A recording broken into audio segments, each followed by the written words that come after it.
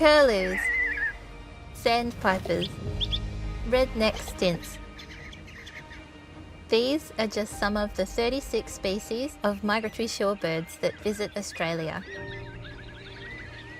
Every year, these amazing animal adventurers fly from the Arctic to Australia to feed. Then they return to breed during the Arctic summer. Their migration is a marvel of nature. This is why some people call them moonbirds, because in their lifetime, they will fly the distance from the Earth to the moon. But despite how amazing they are, they're some of the most endangered birds in the world. As a zoologist, I wanted to do something to help, so I decided to tackle their number one threat: the fact that people don't even know they exist. That's why I learned to fly. I chose a microlight because I wanted to experience what it's like to be a bird. It has an open cockpit, so it's exposed to the elements, and it's also incredibly physical to fly. I literally have to push the wing left or right or forwards or back to steer. Today, I'm leaving on a journey that's been 6 years in the making. It will take me around Australia along 20,000 kilometres of coastline, a similar distance to what the shorebirds fly on migration every year. My goal is to share just how amazing these animals really are. I mean, it's going to take me a year to match what the shorebirds can do in just 9 days.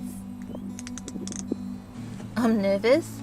I don't really know what I'll find, but I'm excited to discover what it takes to make such an epic journey.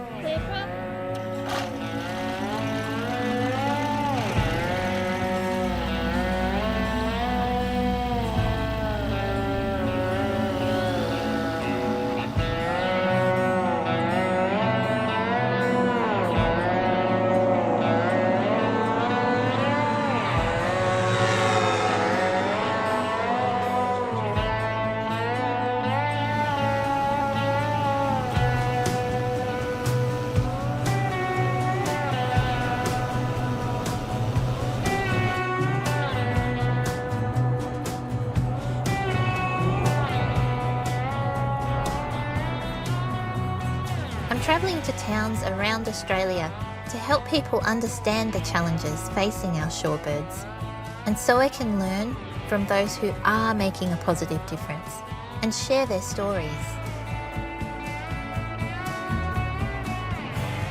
When I'm flying, I feel free.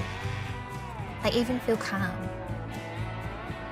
I love seeing the world from a bird's eye view.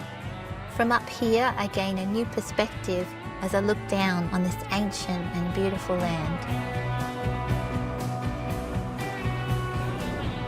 But I also see things that hurt my heart.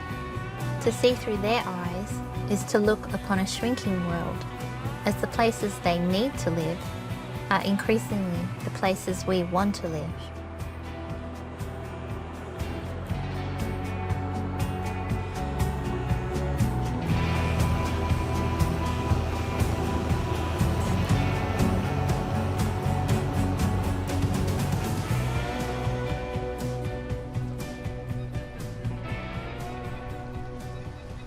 There are globally significant wetlands all around Australia. Stockyard Point on Western Port Bay in Victoria is one of these, and an important place for migratory shorebirds. It's also a favourite spot of my friend Sean Dooley, but it's not what it used to be. I mean, where we are in Western Port Bay, there's been ongoing surveys here for shorebirds since the 1970s, and for some of our once really common shorebirds like eastern curlew and curlew sandpiper, we've actually lost 80% of the population. 80%. And that's not that they've flown somewhere else. Those birds aren't alive anymore. For shorebirds, especially coastal shorebirds, climate change is going to have and is having a real a real hard impact. They're at that interface between sea and land, and with sea level rise, this interplay of mud flats and mangroves and then roosting sites, that all gets mixed up and changed. And so the actual habitat is being destroyed. People say, well, they can just go somewhere else. But then we're seeing from the observations coming from all the data points around the coast that they're not going somewhere else. They find a favoured feeding spot because it's really rich and provides them all the resources they need. And they stick to it, and often they really struggle to adapt and move to other places if those places have been destroyed. You can't just go, well, there's a shorebird spot, we'll protect that one spot and bang, you're done. It actually needs a whole series of sites. What we've seen for a lot of our shorebirds is death by 1,000 cuts. And those little lights of population are going out until there's basically nothing left and it's all dark for them.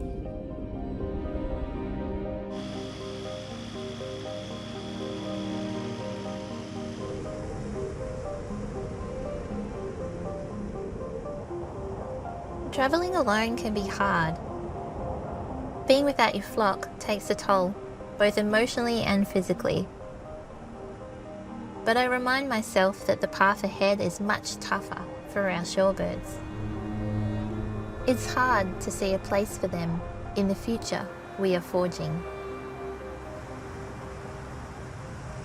But there are signs of hope, examples of people working against the rising tide of extinction. Just a few decades ago, the Hunter wetlands would be host to tens of thousands of migratory shorebirds. Today, the area is home to the largest coal port in the southern hemisphere and much fewer birds. But it's here that a small group of volunteers have shown that change isn't created just by the big and powerful.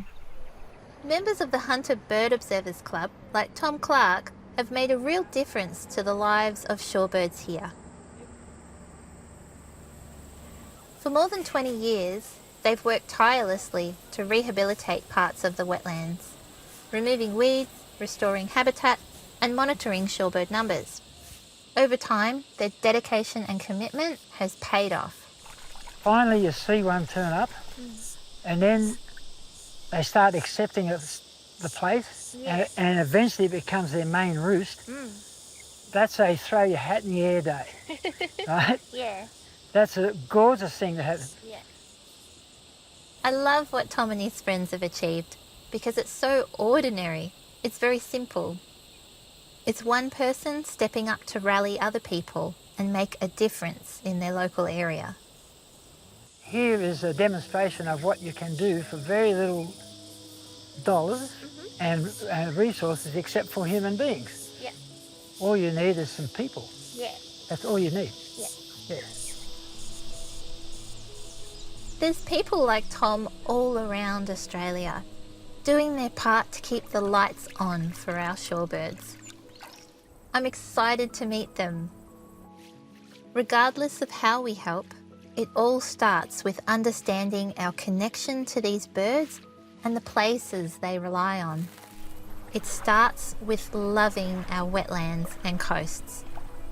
It's this love that carries us forward and keeps us going, no matter how great the distance.